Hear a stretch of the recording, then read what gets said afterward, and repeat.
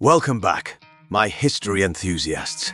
Today, we're diving into one of the most complex and controversial conflicts of our time, the Israel vs. Palestine conflict. In just 3 minutes, we'll unravel the historical roots, understand the reasons behind the ongoing disputes, and explore the question, who is truly at fault? Now, let's take a journey back in time and understand how it all started. The story begins in the late 19th century with the rise of Zionism, a Jewish national movement seeking a homeland for Jewish people. As tensions grew between Jewish immigrants and the existing Arab population, the conflict began to brew.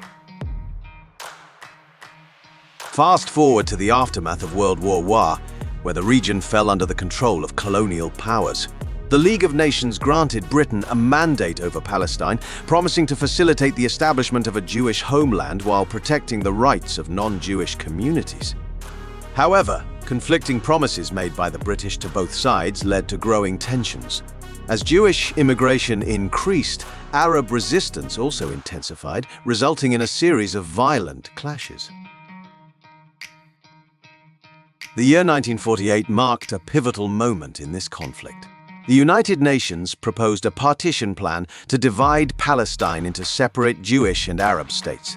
While the Jewish leadership accepted the plan, Arab leaders rejected it, leading to a war. Following Israel's declaration of independence, neighboring Arab countries invaded to support the Palestinian cause.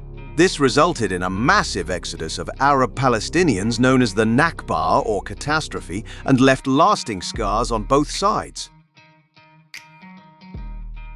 أبوي وأخوي وأخوي فقدت عمي وابن عمي وبنت عمي ونسايب الاثنين. Since then, the Israel vs. Palestine conflict has witnessed numerous wars, uprisings, and peace processes. Over the years, both sides have made progress towards peace, but long-lasting resolutions have remained elusive.